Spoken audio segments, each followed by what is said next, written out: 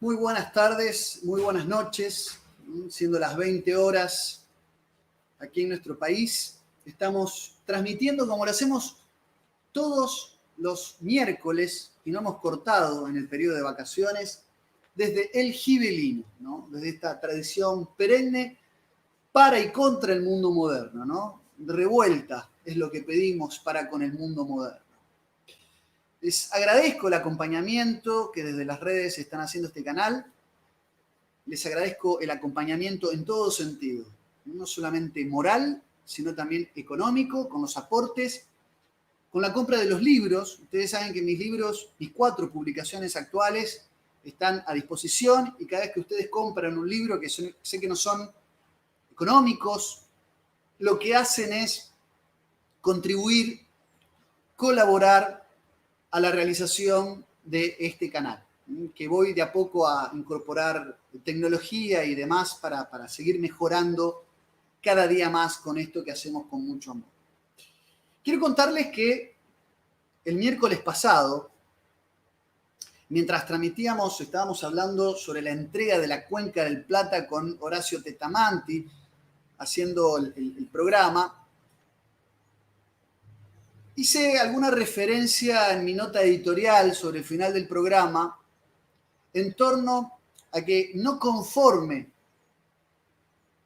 no habiendo sido suficiente la censura al canal TLB1 que tanto nos dio durante tantos años, que fue eliminado de YouTube, se le había dado de baja el canal de Adrián Salvucci, de don Adrián Salvucci.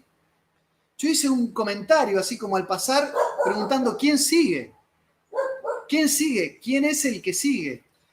Y dije, ¿será Quique Romero?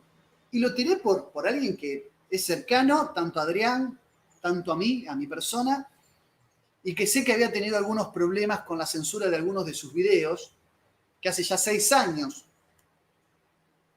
que el canal de Doble Q venía transmitiendo información. Y esto que yo dije al pasar se convirtió en un vaticinio inesperado, cual oráculo, porque don Quique Romero me llama hace cuestión de horas y me dice, me engualichaste el canal porque lo que dijiste se hizo realidad. Me lo dieron de baja. Entonces, yo mañana voy a estar haciendo una migración de todos los contenidos de este canal a la plataforma Library y les pido que cuando abra esa cuenta, los que les interese este contenido se suscriban.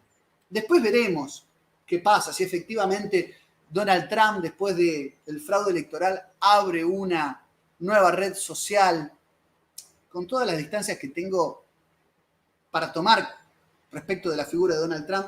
Entonces se arma una nueva red social a nivel internacional para hacer frente al globalismo y nos ayornamos a esa nueva tecnología. Bueno, todavía no hay nada concreto, no lo sabemos. Mientras tanto, yo voy a hacer una copia de respaldo de todo esto porque la persecución, el macartismo, ya empezó. Forma parte del gran reseteo. Forma parte de lo de Davos. Entonces, no hay tiempo. No nos podemos dar el lujo de perder más tiempo. Por consiguiente, a Quique Romero también le censuraron el canal.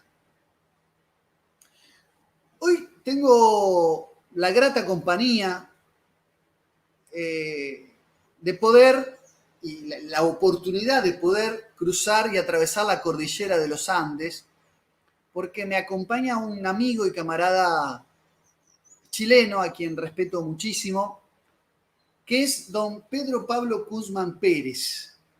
Él es licenciado en Derecho y diplomado en Política y Criminología. Es además jefe nacional del Movimiento Social Patriota de Chile. Y hoy, y es un anuncio que se acaba de hacer hace ni siquiera horas, minutos, se ha convertido en el único alcalde por su localidad, el único alcalde fuera del binomio izquierda-derecha que existe hoy en nuestro hermano pueblo chileno y a quien ahora y gratamente le doy la bienvenida. ¿Cómo estás, Pedro? Y gracias por aceptar compartir un rato en estas conversaciones conmigo, con el canal del Gibelino. Lucas, o sea, yo las gracias te las doy a ti, porque como lo he dicho varias veces, Lucas es uno de los artífices, digamos como diríamos en el derecho penal, es el autor mediato de lo que se hizo respecto al nacionalismo en Chile, en una gran medida. ¿Por qué? Porque nosotros nos alimentamos de los videos de TV1, nos alimentamos del lamentablemente eliminado canal TV1, nos alimentamos de lo que hizo La Brújula con Juan Pablo Áboli, con quien yo espero en algún momento también entablar alguna conversación y amistad. Entonces ellos también son parte de nuestro movimiento.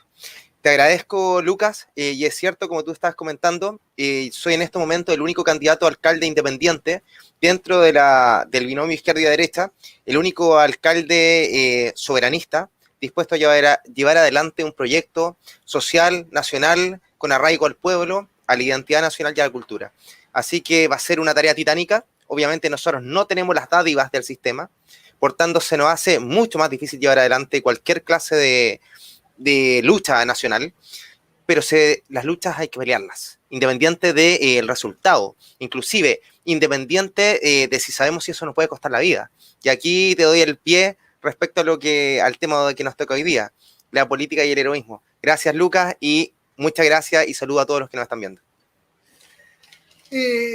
Gracias a vos, el agradecido soy yo. La verdad que cada vez que vos me decís, porque el movimiento social patriota en Chile está haciendo estragos, o sea, por lo menos hay que admitir que está agitando el avispero enormemente, está dando que hablar, más allá de sus logros, de sus aciertos momentáneos o lo que va cosechando en el camino, está molestando, ¿no? Coartábano a los intereses del sistema, es que la voz soberanista no se escuche, no tenga asidero en un pueblo como el pueblo chileno, ¿no? Que es un pueblo que tiene ese arraigo, ¿no? Y esa fortaleza como pueblo, que nos ha dado parte a grandes pensadores del nacionalismo, entre ellos Miguel Serrano, sin lugar a dudas, por mencionar algunos, ¿no?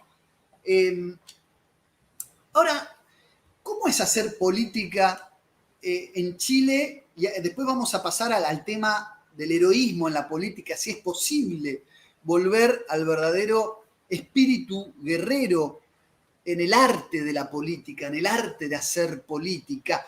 Es decir, eso de conducir como se conduce a la tropa en la guerra, o hacer del arte de la conducción en el ámbito de la marcialidad el legítimo derecho a ser conductor político de una comunidad organizada. Eso es un tema que quiero ahora profundizar contigo, pero digo en general, como en muchos otros lugares de Iberoamérica, la realidad chilena es plutocrática, es decir, para hacer política, por lo menos en los términos de la partidocracia cleptócrata, hay que ser una persona adinerada, independientemente si ese dinero es bien habido o mal habido, se requiere mucho dinero. ¿Cuánto sale una candidatura? O sea, en general, ¿cuánto se requiere para poder entrar en el arco político?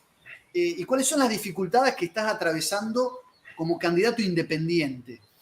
A ver, para que se explique un poquito, aquí en Chile tenemos un sistema que es un sistema de izquierdas y derechas. Regularmente es muy baja la posibilidad de lograr que un candidato independiente logre alguna representación, incluso logre candidatearse. Es muy complejo.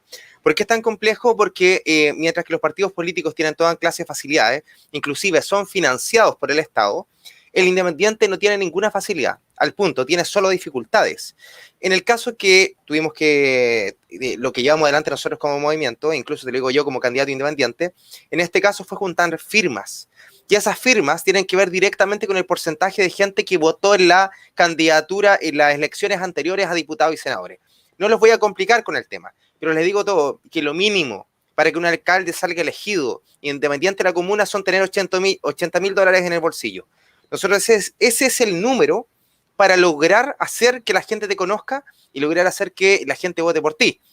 Si bien el CERVEL, el Servicio Electoral de Chile, lo limita aproximadamente a $42,000 por candidato, la vida real es que eso no se cumple. Los partidos políticos saben de sobra pasar por arriba de las normas, hacer campañas fuera de plazo y todas aquellas truculencias y malabares que les ha dado estar 20, 30, 40 años haciendo exactamente lo mismo. Así que es extremadamente difícil. De hecho, te lo digo más. No ha habido en 80 años un candidato soberanista nacionalista en Chile. Nosotros, o yo en este caso como independiente, tengo el agrado y no sé si incluso la locura de llevar adelante este proyecto político único en los últimos 80 años. Increíble, ¿no? Increíble. ¿Y cómo tiene asidero, digamos, el movimiento social patriota que viene con un discurso que viene a romper con esa lógica de izquierdas y derechas, con un discurso que viene a, digamos, patear todos los tableros con esta lógica progresismo versus liberalismo, ¿no? Que está muy arraigado. A Chile nos los han vendido como un modelo de liberalismo durante todas estas últimas décadas, ¿no? Con un discurso que viene a enfrentar todo eso con esto que decíamos de la lógica del guerrero, ¿no? Es decir, de lo propio del patriotismo y que está obviamente muy embebido de la lógica del etos guerrero del que tanto hemos hablado, tanto en tu canal como con distintas oportunidades. ¿Y cuál es la repercusión que ha tenido? Porque han tenido ataques voraces de la prensa, ¿no? Es decir, los han achacado como xenófobos, con no sé cuántos epítetos a la hora de presentarlos. Lucas, mira, para que te hagas una idea. Durante el movimiento social patriota nace como una iniciativa social. Nosotros dábamos clases de trekking, de montañismo. Yo daba clases de montañismo, de alta montaña, a jóvenes de escasos recursos y al mismo tiempo clases de lucha, de boxeo y defensa personal. Pero resulta que nosotros la imposibilidad de poder llevar adelante un proyecto más grande, nos dimos cuenta que nuestro único posible horizonte era entrar en política o transformarnos en un movimiento de influencia de carácter nacional, entregando los valores que tú mismo has nombrado. La tradición, el amor a la tierra, el amor al suelo, el amor a la historia, a la identidad nacional, a la cultura, etc. Esto en una ola de progresismo. Tú no te puedes imaginar cómo está de empapado, sobre todo las grandes urbes. Yo, por suerte, no vivo en una urbe, sino que vivo esencialmente en una comunidad rural. Cómo está todo empapado de progresismo.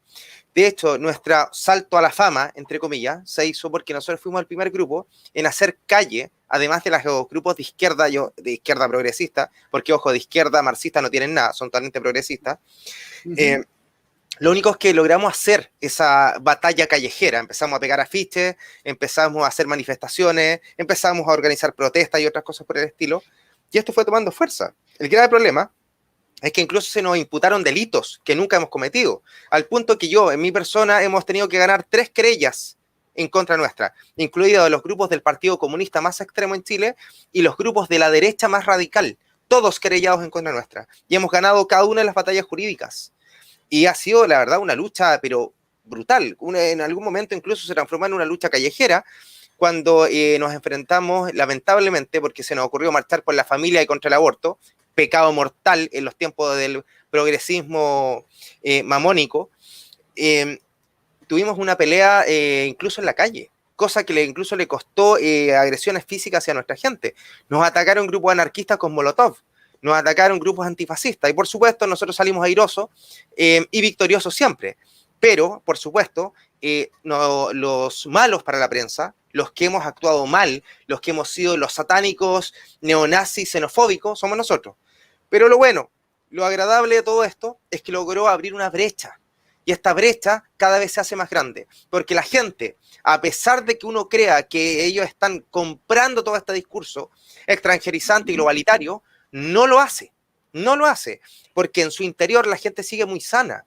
Por tanto, cuando tú le hablas de amor a su tierra, amor a la familia, la necesidad de industrialización de tu nación, independencia tanto política como económica, la gente te dice, estoy contigo. Y eso es lo que hoy día estamos viviendo nosotros en una candidatura independiente a alcalde, donde vamos a la vuelta de la esquina y en vez de que la gente nos diga, ustedes son un grupo de, y la palabra policía de turno, nos dice, nosotros somos como ustedes. Y ahí es donde estaba radicando la verdadera fuerza de nuestro movimiento. Ya no en las pancartas, ya no en la polémica callejera, sino directamente en el plano político. Y eso creo que ha sido la gran diferencia y ha sido el gran revuelo que se ha ido generando. Me alegra mucho, ¿no?, que les haya un poco, como se dice, salido el tiro por la culata, ¿no? Es decir, que les hayan terminado haciendo el favor de darle prensa o que les hayan dado el impulso, ¿no?, de hacerse conocer con esta propuesta, porque a diferencia o contra todos los pronósticos, lejos de silenciarlos, les han dado mayor voz, ¿no? Y les han dado presencia en los medios de comunicación, aunque sea para atacarlos y agredirlos, ¿no? Por el solo hecho de pensar de una perspectiva patriótica, ¿no? Es una cosa increíble lo que pasa contra el nacionalismo. Ahora, hay una frase que también para ir conectando con la cuestión de Letos Guerrero, de Mishima, que a mí me gusta, bueno, Yukio Mishima, en aquella preciosa obra Lecciones Espirituales para los Jóvenes Samuráis, del año 1967, que ha sido, tengo que admitirlo, fruto de la mayor cantidad de cavilaciones en torno a esta cuestión de Letos Guerrero en pleno siglo XXI, ¿no? Alguien que se hizo el seppuku frente a las cámaras para ser consecuente con su prédica de vida como Yukio Mishima, no hace más que a mí infundirme un profundo respeto. Él decía que en las lecciones espirituales para los jóvenes samuráis, decía que las buenas maneras, vos sos una persona aparte formado en leyes, una persona que conoce cuestiones del derecho, siempre te he visto en los medios muy tranquilo, sos una persona que sabe fundamentar lo que dice. Mishima decía que las buenas maneras no presuponen la obediencia a la voluntad ajena. Es decir, que ser rebelde no es gritar o romper todo, o ser violento, sino simplemente no quedar a merced de la gobernanza ajena, ¿no? Tener un sentimiento e ideas propias.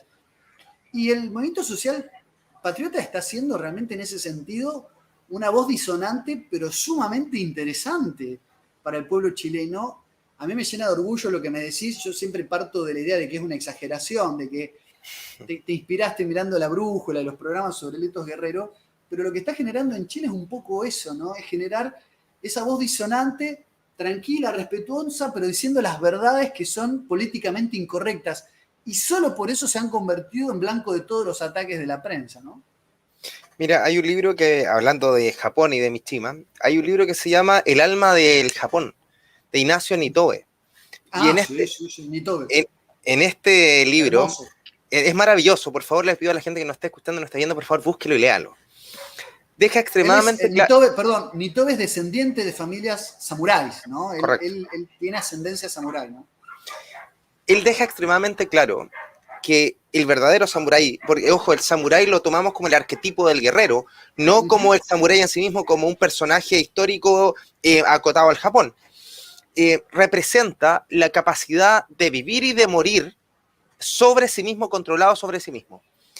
Esa actitud estoica que dirá después Marco Aurelio, que es capaz de controlarse a sí mismo, que ya no es este guerrero que es el Cuchulain, este guerrero que es el berserker, sino un guerrero que se controla a sí mismo, es la clave del desarrollo actual de cualquier política que existe.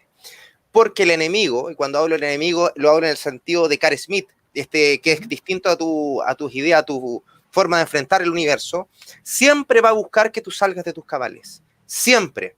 Ellos quieren que tú cometas el error. Aquí tú pusiste recién una entrevista que me hicieron en RT.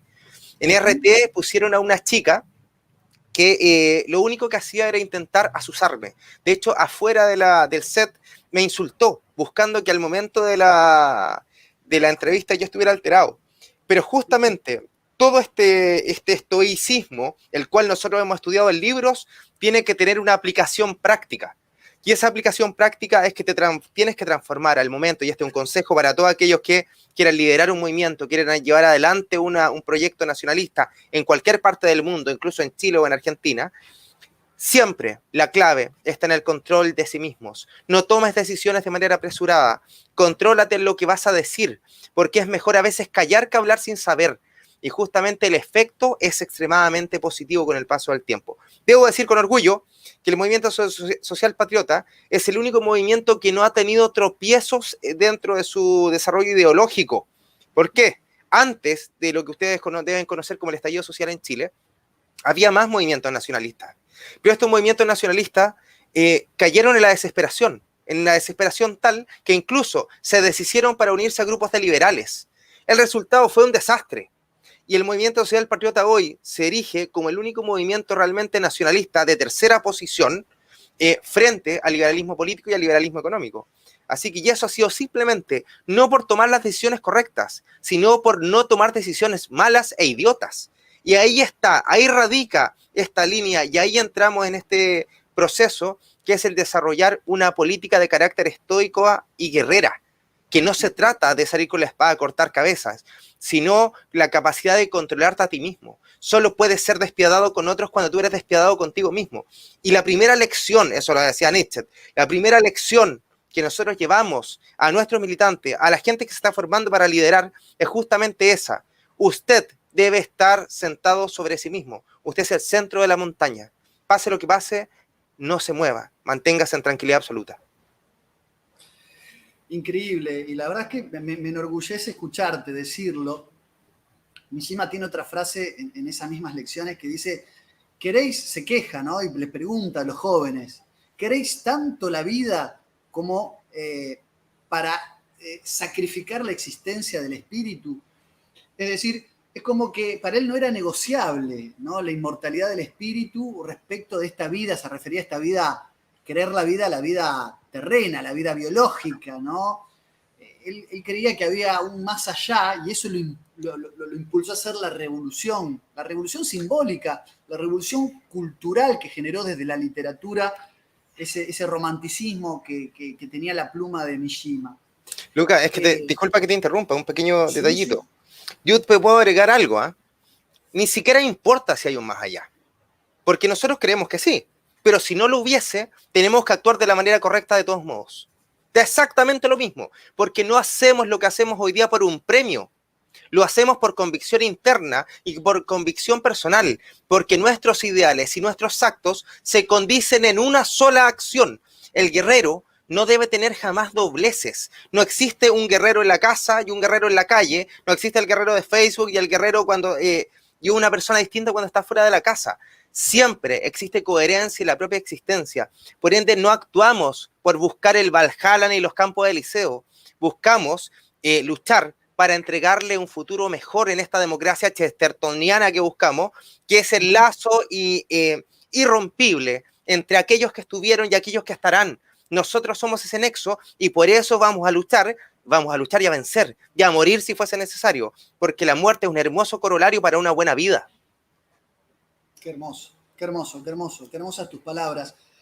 Hay una expresión alejandrina, ¿no? Alejandro Magno es ese gran conquistador que plasmó en la realidad, ¿no? Porque los héroes mitológicos de la Grecia nos presentaban siempre las grandes proezas, ¿no? Las 12 pruebas de Heracles, o, qué sé yo, Teseo y el Minotauro, o Perseo la Gorgona, o Jasón, ¿no?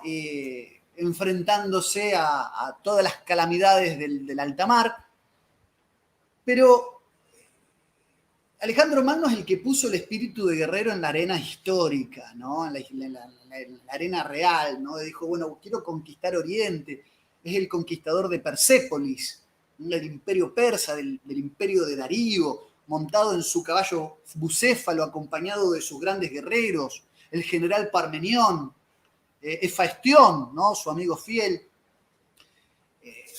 El Alejandro Magno es ese arquetipo del guerrero que llevó eso que estaba en el terreno de los grandes mitos al campo de batalla, pero además de la política, el que fundó las Alejandrías, el que hizo conciliar armónicamente el mundo de Oriente con el helenismo, generando esa campaña panhelénica 300 años antes de Cristo, decía una frase maravillosa que decía, no le tengo miedo al ejército de leones dirigidos por una oveja, yo le tengo miedo al ejército de ovejas dirigidas por un león.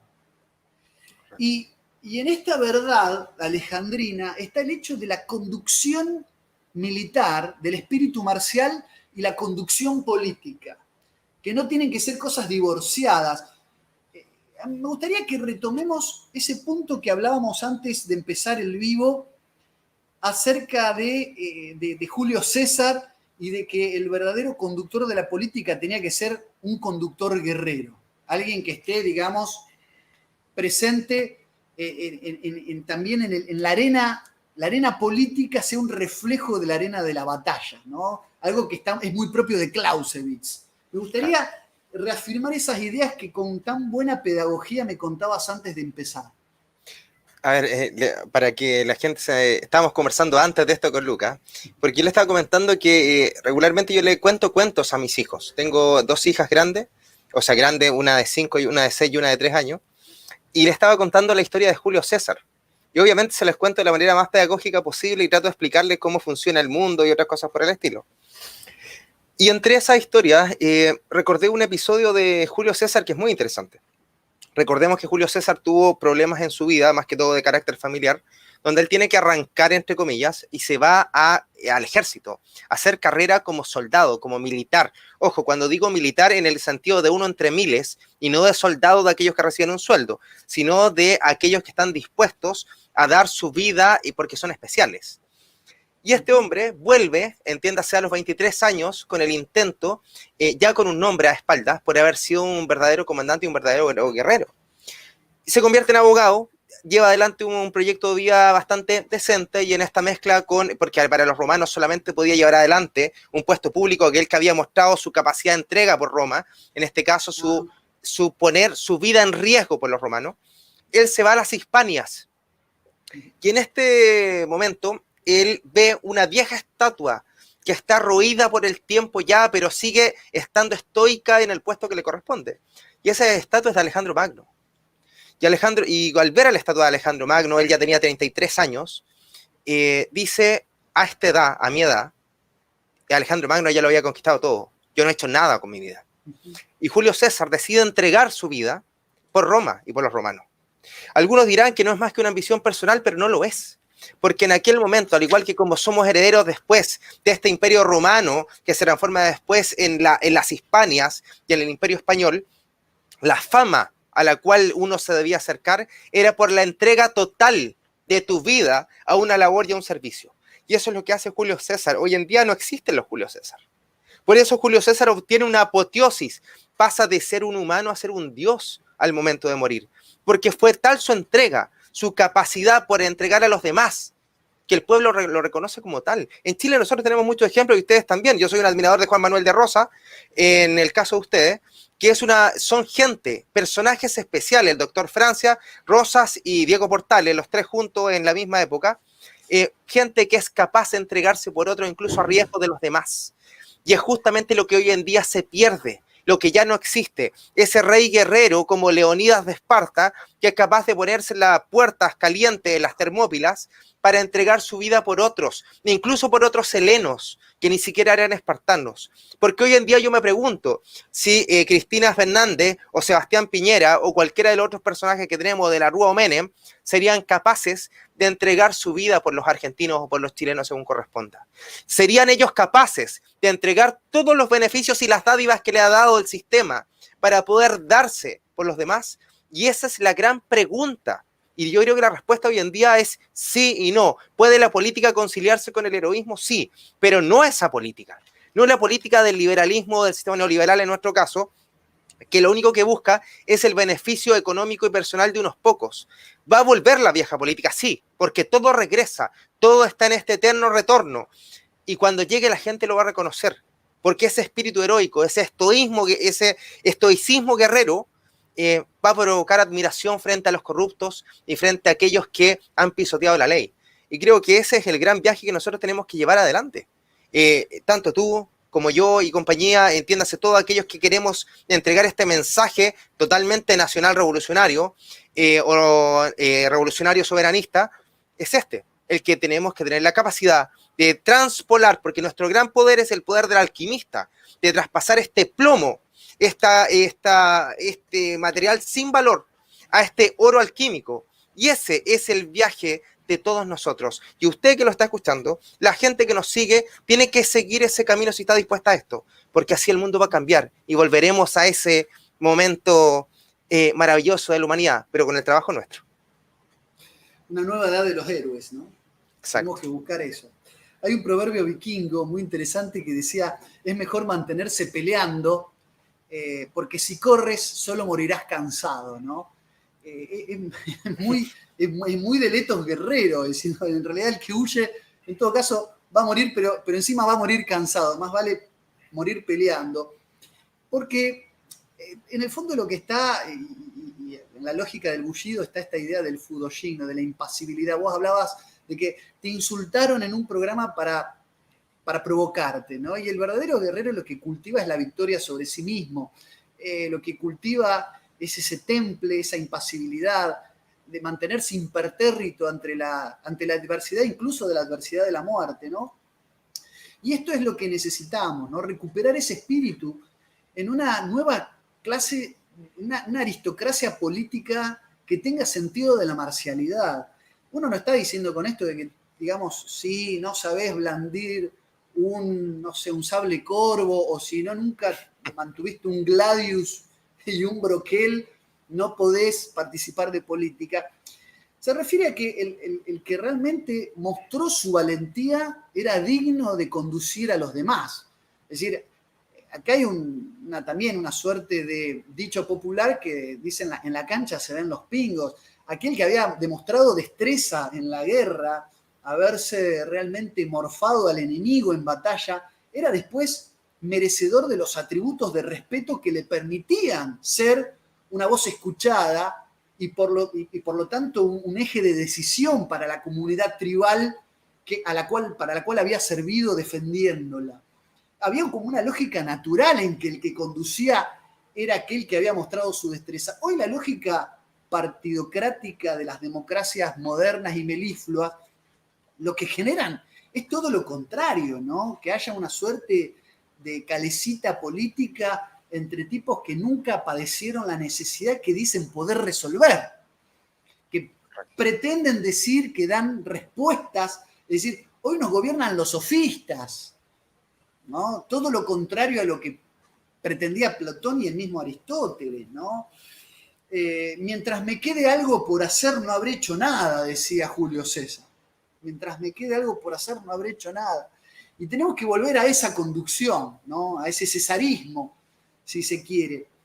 A mí me preocupa un tema, que sé que vos lo manejás bien y lo has combatido mucho en Chile, que es esta nueva falsa bandera irreverente o presuntamente irreverente, libertaria, o nuevas voces que pretenden ser antisistemas, transgresoras, pero que siguen en la lógica de izquierdas y derechas con un discurso liberal libertario, o sea, como una especie de rebeldía fiscal.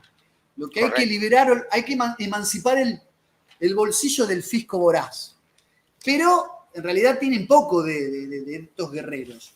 ¿Cómo está el tema en Chile y cuánto ha penetrado tu voz disonante al respecto, camarada Pedro?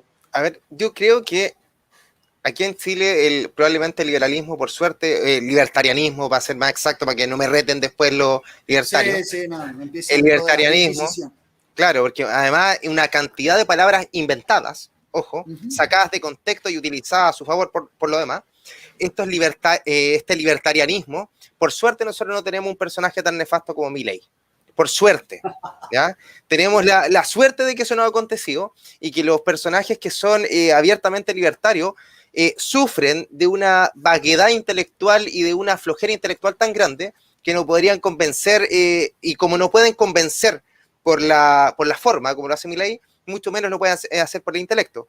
Por ende, a pesar de que ha entrado, se ha quedado más bien en una cuestión de internet, por suerte. No ha logrado ingresar al torrente sanguíneo al pueblo. ¿Por qué creo yo? ¿Cuál es mi teoría? En realidad no es la mía, me voy a agarrar de alguien mucho mejor que yo, Premio Nacional de Historia Americana, que es Mario Góngora. Mario Góngora decía, Chile no nace como cualquier pueblo, nace como un virreinato, y lo voy a decir en lo más chileno posible, del más ordinario, el menos importante. No era el virreinato del Perú, sino una capitanía general. Y esta capitanía general no eran más que soldados de grado medio que tenían a un líder. Y este líder era un oficial, y el oficial iba dando las órdenes de las cosas que iban aconteciendo en la nación chilena. Después de eso, todo empieza a evolucionar y sigue la misma lógica. Nosotros los chilenos somos hijos de esos rotos chilenos. Somos hijos de ese soldado de medio pelo que tuvo que caminar el mundo. Medio pelo en el cuanto al sueldo, porque nosotros creemos que muy dignos y muy honorables, por cierto. Eso ya sería entrar en la idea de la España visigoda, pero es otro tema. Entonces, Chile se ha manejado siempre como un campamento militar. Nos encontramos con Diego Portales después, que ordena el país de una manera, ¿cómo decirlo?, muy jerarquizada e impersonal. Y eso genera que Chile tenga cierto orden que probablemente otros países no han tenido en ese sentido. Por ende, no les suena bien cuando le dice a alguien, mira, lo que hay que hacer es emanciparse totalmente del papá Estado. Al contrario, no quiere un Estado, voy a llamarlo, voy a ocupar la palabra correcta, que en este caso que es mórbido, no hipertrofiado, sino mórbido, pero tampoco quiere la inexistencia de este Estado.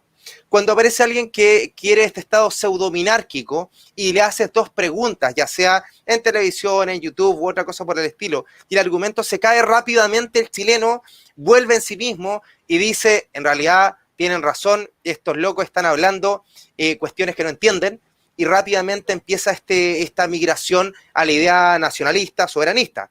Te lo digo, los invito a que vean ahí un análisis que hicimos con Óscar Fuentes, politólogo, militar de profesión, oficial de ejército, estudiante de Derecho y otras cuestiones más, sobre Milei.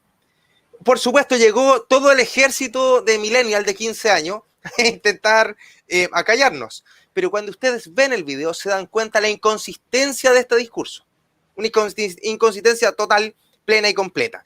Después tuve la oportunidad de debatir, le agradezco, el único que quiso debatir fue Rodrigo Pulgar, un influencer bastante grande en Chile, de la derecha, por cierto, que se considera a sí mismo libertario. Y ustedes mismos me lo invito a que vean el debate y cuál fue el resultado. Así que creo que le hemos dado buena batalla a estos libertarios, y sobre todo porque en Chile el sistema neoliberal no aguanta más. Sí, yo lo veo también con preocupación. Yo tengo diálogo con sectores también de una derecha más de cuño paleolibertario, que en realidad son conservadores no confesos, que no se animan a confesarse conservadores, pero bueno, se dicen paleolibertarios porque, bueno, creen en esta cuestión del mercado como la utopía del libre cambio como una especie de orden espontáneo. Me gustaría citarte un pequeño fragmento de ese trabajo tan maravilloso, Fundamentos de la Política, de Denis Martos. Lo estamos conversando. Sé que es, claro, sé que es motivo también de inspiración para vos, Denis Martos. Recordemos que Denis Martos fue discípulo de Jacques-Marie de Maillet, acá en Argentina, y es maestro de Adrián Salvucci, que a su vez nos ha influido muchísimo. Total. Él, como todo, como hizo con los deicidas, como hizo con los espartanos, en sus grandes trabajos de investigación, hace un recorrido histórico y trata de estudiar la naturaleza de la fundación del concepto de lo político. Y en una parte dice, la realidad demuestra, la realidad histórica por él analizada, que es mucha y muy vasta y muy documentada, que todo organismo social, en todo organismo social, se advierte la existencia de una actividad deliberadamente conductora, organizadora o directriz, que es justamente lo que convierte a una comunidad en organizada. Dice, los que la realizan, esa actividad conductora, tienen no solo la facultad de tomar decisiones que afectan a toda la comunidad, sino el poder de hacerlas cumplir. Dice, cuando aparece esto, hay política, hay polis, de alguna manera. Y a mí me llamaba la atención porque él lo que establece es que la aparición de un Estado forma parte en realidad de un orden natural, cuasi espontáneo, que pareciera que con este discurso se quiere arrebatar. O sea, la única espontaneidad es la de la que establecen los mercados, las leyes de oferta y demanda, Claro las que que sí. imponen las reglas de ese capitalismo enajenado de la cosa pública, ese antiestatismo radical, ese minarquismo cuasi anárquico o ANCAP, que no quiere la intervención absoluta del Estado en las decisiones de los privados. Y si como, digamos que los espacios comunes se van a regir por arte de magia, por la solidaridad de la voluntad del privado. Y hoy el mundo, con lo que está pasando con Davos, es que es un mundo totalmente opresivo, es un mundo dirigido o digitado por grandes corporaciones. Entonces digo, uno de tus argumentos, por lo que he escuchado, es también la naturaleza espontánea de, digamos, del Estado, de la necesidad de un Estado que esté presente allí donde lo privado no, digamos, no piensa ocuparse. Me parece fundamental ese elemento connatural a toda organicidad política, bien digo, que parece de pronto atacada de una manera sistemática por estos sectores. Mira, te cuento un poquitito cuál es el nombre. El nombre de eso es el Estado en forma. Aquí en Chile, durante los años 20, se dieron muchos pensadores nacionalistas, y dentro de esos pensadores nacionalistas aparece la figura del Estado en forma. Guillermo Izquierdo Araya, Francisco Encina, Guillermo Subercaseaux, desarrollaron la idea de un Estado en forma. ¿Y qué es el Estado en forma? Es un Estado que es capaz de ingresar al torrente social en el momento que se le necesite y cuando se le necesita, pero siempre dispuesto a suplir las necesidades básicas. Por ende, lo social no puede estar disociado de lo administrativo. Me explico de mejor manera. En Chile tenemos el país más telúrico del mundo. No puede ser, por ejemplo, en una lógica anarcocapitalista, que se hiciese cargo de toda la prevención de los movimientos sísmicos un privado. Porque ¿cuál es la lógica del privado? La lógica del privado es ganar dinero a través de su desarrollo, porque de eso se trata la empresa, y está muy bien que así lo sea. Pero la lógica del Estado, por lo menos del Estado en forma, no del Estado liberal parlamentario, no del Estado socialista, sino del Estado nacionalista y en forma, es que el Estado es el continente de la comunidad, es aquel que le da forma y por tanto también la protege. Esa lógica es la de Mario Góngora, que nos dice, una vez que esta nación chilena se ha formado como nación, el único que puede decir hacia dónde va o hacia dónde camina es el Estado. Eso no significa que va a estar presente en todas partes, sino en los lugares necesarios para desarrollar el proyecto nacional. Y esa es la clave. Por otro lado, Denis Martos hace un análisis muy interesante cuando dice que Rousseau es el principal, no lo dice así, lo digo yo, es un criminal, porque nos hace creer en el fondo que la teoría del buen salvaje, en el cual todos los hombres son buenos, pero la sociedad los corrompe, es la verdad absoluta, y eso no es así bajo ninguna de las lógicas. Basta de retrotraerse al Paleolítico y ver cuáles eran las actitudes que tenían nuestros antepasados, muchas veces ensalzados de manera injusta. Entonces, la lógica nacionalista gravita en el hecho de que el Estado no es Dios, sino es la misma comunidad organizada que, dispuesta con objetivos comunes, se ordena a sí mismo. Un poco en la lógica de Spengler, un poco en la lógica de Carl Smith, en la cual el Estado siempre debe estar dispuesto con la movilidad suficiente para poder cubrir estas situaciones catastróficas, como en Chile nos pasan regularmente, que tenemos terremotos, maremotos, aluviones, Sebastián Piñera y otros desastres naturales, como el que ustedes ya conocen. Bueno, concuerdo plenamente con esto, ¿no? Como decía Dostoyevsky, ¿no? El golpe que no te mata te fortalece, ¿no? Y ahí es donde digamos, la formación guerrera y la autodisciplina, esto está muy presente también en Ortega y Gasset, ¿no? La idea de que las guerras han contribuido a formar a las civilizaciones, que no todo es malo en el espíritu de la guerra. Uno no busca la guerra por encima de la paz, uno busca la paz, pero formarse para defender a los propios ha sido lo que ha fortalecido tantas civilizaciones, esta idea del ethos guerrero forjado y plantado en la vocación civilizadora, ¿no? De las guerras. Esta idea de Clausewitz, también tomada por Smith, de que hay una continuidad. Hay una continuidad en tanto la política es la continuación de la guerra por otros medios y viceversa, ¿no? Al decir de Smith, ¿no? La guerra, la política, la continuación de la guerra por otros medios, ¿no? Y del otro lado sería la guerra la continuación de la política por otros medios, ¿no? Hay una especie de simbiosis. vos siempre hablás de letos polemistés, ¿no? Que Claro. existe, digamos, polemos, la idea de polemos viene de golpear, ¿no? De golpear incluso con las palabras. Y la política tiene mucho de eso. Estamos en combate y estamos dando el buen combate.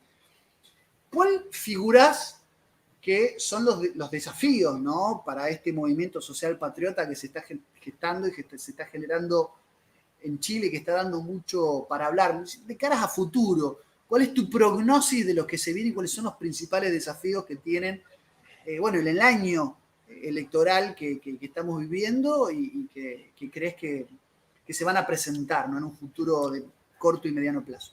Voy a tomar las dos partes de lo que acabas de comentar, Lucas. Primero, un poco de Polemos. ¿Quién es Polemos? Polemos es un dios, podríamos decir, helénico, pero incluso es prehelénico, anterior a Ares, que es el dios de la guerra. En algunas traducciones, incluso Polemos es el padre de los otros dioses. Y este señor Polemos tiene dos hijas, la buena Eris y la mala Eris. La mala Eris es la parte negativa de la guerra. Lo sangriento, las madres que lloran a sus hijos, las mujeres viudas. Y por otro lado está la buena Eris, todas aquellas cosas positivas que salen desde este enfrentamiento polémico. Desde ese dios Polemos aparecen las culturas agonales, es decir, de que todo aquello choque provoca algo positivo. En este caso, el choque polemológico, ya sea físico o en este caso de carácter intelectual, retórico, como tú quieras llamarlo, provoca muchos beneficios porque desnuda quién es y quién no eres, quién eres y quién no eres. En vista y considerando esto, nosotros hemos estado abiertos a toda clase de debates. Lo curioso es que después de 2 o 3 debates ya no querían debatir más. Varios candidatos presidenciales, incluso he tenido debates con ellos, después de los debates presidenciales ya no quieren más guerra. Al punto que los diputados de Chile prefieren tener debates con cualquier agrupación, menos con la nacionalista. Porque saben que de ahí viene puede venir la terrible hecatombe de que ellos caigan rápidamente de su sitial, ¿no? Entonces, nuestro gran objetivo ahora es la entrada en política. Ya vimos que la batalla cultural está muy bien, hay que darla todo lo que se quiera, pero si nosotros no lo coronamos con un objetivo político, estamos totalmente perdidos. Si no, vamos a ser los eternos youtubers, los eternos influencers, la eterna promesa, y eso no puede acontecer. Lo primero que nosotros nos pusimos aquí en mente es, primero, formar un partido político es extremadamente caro. En Chile se puede, sí, pero además existe un descontento con la casta política completa. Por ende, optamos por llevar candidatos de carácter independiente. En este caso tenemos 3 candidatos, por ahora voy a nombrar solo mi candidatura, pero hay 3 candidatos a nivel nacional de diferentes cosas. El objetivo es, primero, aprender. La primera parte de toda lucha, de toda estación agonal de la existencia, es el aprendizaje. Conócete a ti mismo, conoce a tu enemigo y en 100 batallas jamás serás derrotado, decía Sun Tzu. Y lo primero que estamos haciendo con esto es experimentar. Saber cómo se lleva la lucha política, cómo se llevan los plazos legales, cómo se enfrenta un combate político callejero, cómo te acercas a la gente para poder hablarle de tus propuestas. Y ese aprendizaje se vuelve un compendio, y ese compendio rápidamente se le entrega a otros camaradas y a otras personas que quieren llevar adelante esta lucha para poder ingresar en política. Lo más probable es que los primeros combates no salgamos airosos, pero después van a venir otras elecciones. Nuestro proyecto no es a 1 año, no es a 2 años, nos va a tomar una década tomar el control completo de lo que nosotros estamos esperando. Pero lo primero es ubicarse en el campo de batalla, saber exactamente dónde tenemos que golpear y cómo, y cuáles son las actitudes que debemos tomar. Una vez que estemos posicionados, no vamos a jugar ajedrez, vamos a jugar Go, vamos a ganar posiciones, y en la medida que ganemos posiciones, vamos a lograr obtener nuestra victoria. El primer hito es el 11 de abril de este año. El 11 de abril son las elecciones de alcalde. Sabremos si lo que hicimos experimentalmente está bien o está mal. Si sacamos 10 votos y nos sacamos los 5.000 que necesitamos para ganar, necesariamente significa que hay que replantear el trabajo. No se acaba, se replantea. 6 meses posterior a eso vienen las candidaturas a las diputaciones y ya tendremos trabajo avanzado. Y así sucesivamente, indefinidamente, hasta lograr hacer andar la maquinaria política. Y cuando esta maquinaria política, basada en el etos guerrero y en todos aquellos ideales que nos han inspirado, vamos a empezar a ver las primeras victorias. Y después de las primeras victorias, les puedo asegurar que cuando tomemos el poder, les vamos a ayudar a ustedes, si es que no lo hacen ante ustedes, a recuperar las Malvinas y a recuperar la América completa que hemos perdido. Ese es el proyecto del movimiento. Primero a corto plazo y después a largo plazo.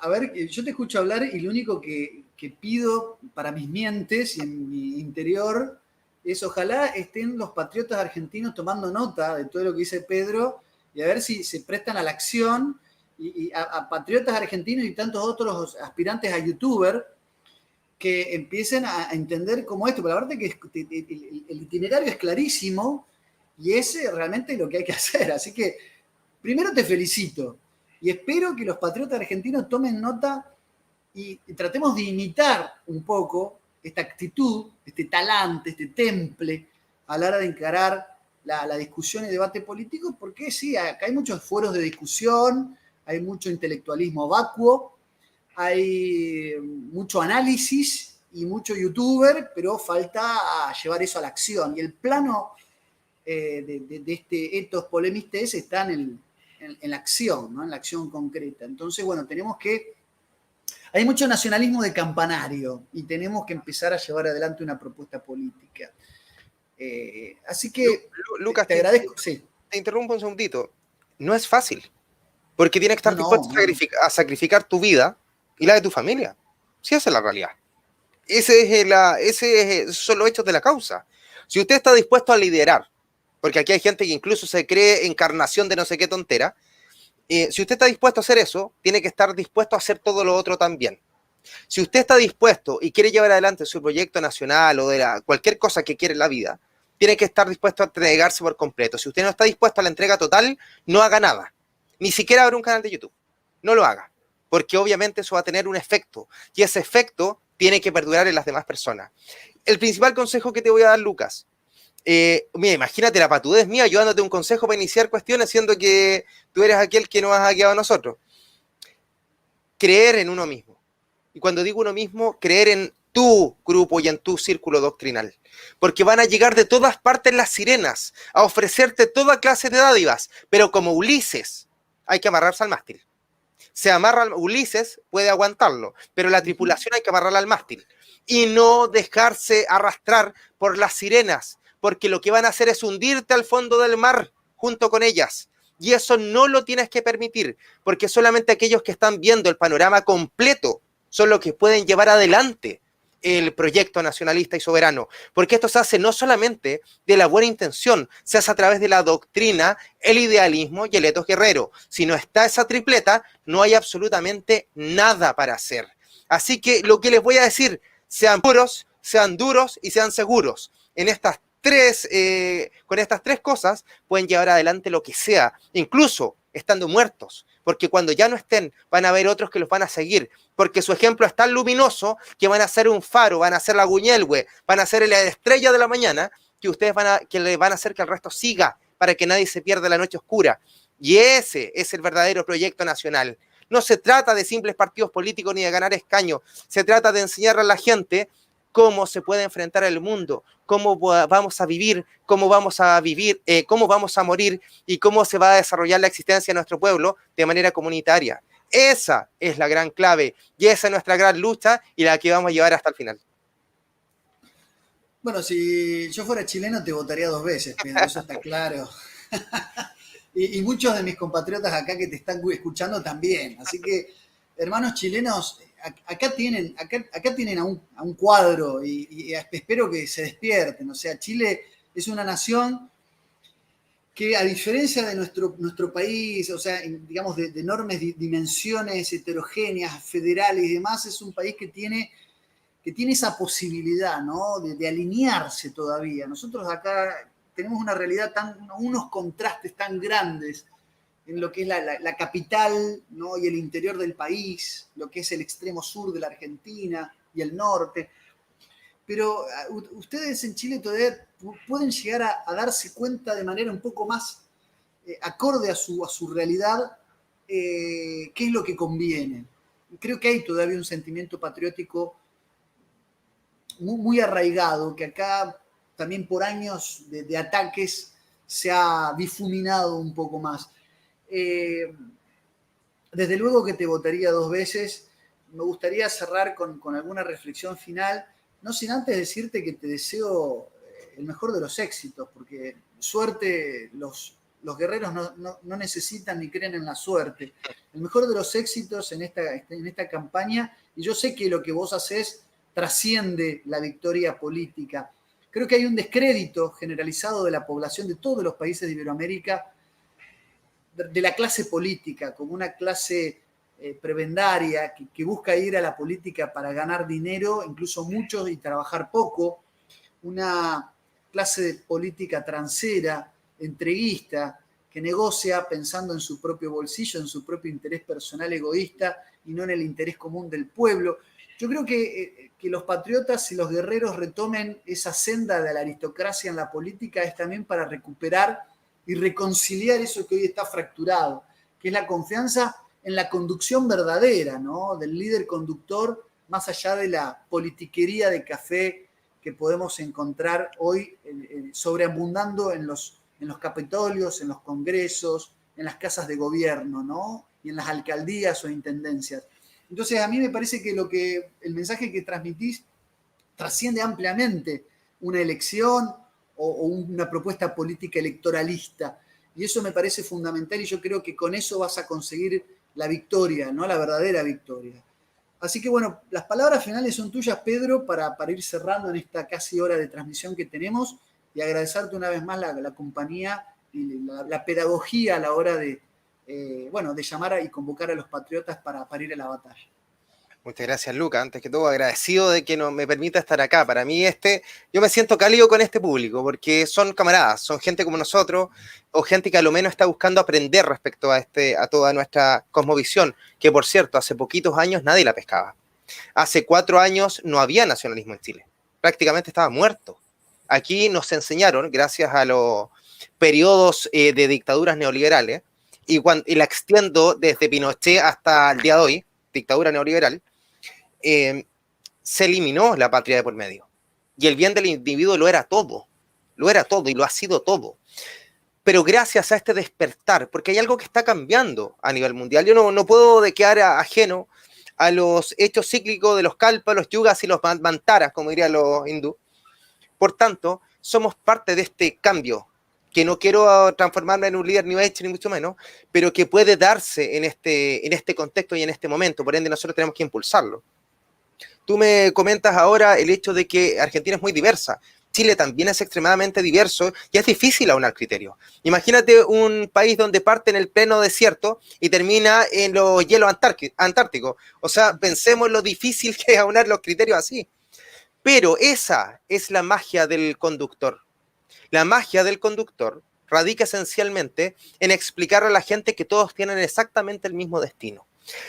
Tengo el orgullo de decirte que nosotros incluso en el sur de Chile tenemos permeada y le mando un gran abrazo a una comunidad mapuche, en la cual se siente en una gran medida social patriota, que saben que no compartimos probablemente toda nuestra historia, ni compartimos toda la sangre, pero como compartimos el suelo tenemos un destino común. Y no vamos a venir a pelear por una lucha obrera, ni otras cosas por el estilo, porque ellos son los guardianes del fin del mundo, y así los vamos a ver nosotros. No es la lógica de la izquierda liberal que lo utiliza en este falso indigenismo, sino al contrario, integrándolos de la manera correcta. Ahora pretendemos ir de viaje al norte a hablar con aymaras. Justamente, ¿por qué? Para explicarles exactamente lo mismo. Su destino, que está en el norte de Chile, y el destino de mi camarada Winao, que está al sur de Chile, es exactamente el mismo que está hoy en día yo en el centro de mi país. ¿Por qué? Porque nuestro destino es uno solo. Tenemos un hilo conductor, un cordón dorado que nos une. Y ese cordón dorado es el que nosotros tenemos que fortalecer, porque hay un lazo mayor incluso que el del civismo que se nos ha entregado. Hay un lazo de carácter espiritual. Y esa es la gran labor del conductor. Esa fue la labor de Perón. Y por eso al morir Perón desaparece esa conducción, porque es una conducción prácticamente de carácter de mágica, si queremos ocupar una palabra para no entrar a desglosarla.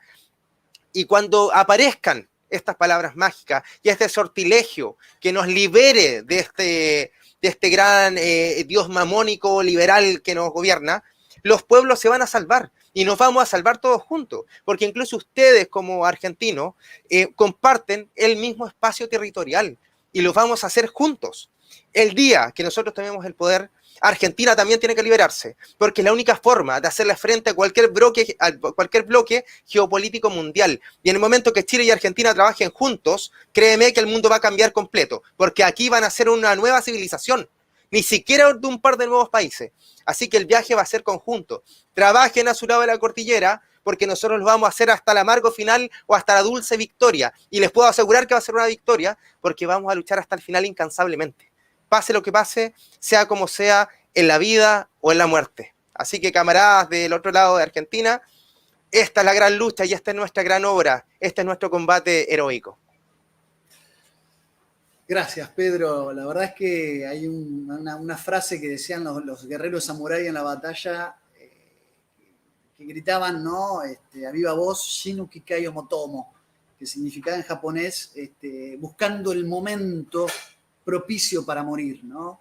La verdad que si esto fuera un campo de batalla, buscaríamos eso, ¿no? Luchar con... Esa es la camaradería, eso es ser realmente camarada. Yo creo también, ¿no? En esa patria grande iberoamericana, en ese cono sur de Iberoamérica que se levante y se enfrente y seamos algún día una potencia mundial, ¿no? Cultural, económica, ¿no? Y sobre todo espiritual, ¿no? Así que te agradezco un montón tus palabras, el ánimo que nos das a todos los que compartimos ese buen combate, y espero tenerte otro día también compartiendo tertulias aquí en el Gibelín.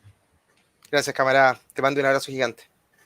Bueno, y a todos ustedes les agradezco también por haberme acompañado en otro, miércoles de transmisión. Los invito a acompañarme seguramente el miércoles que viene con más invitados y muchísima más información. Hasta luego.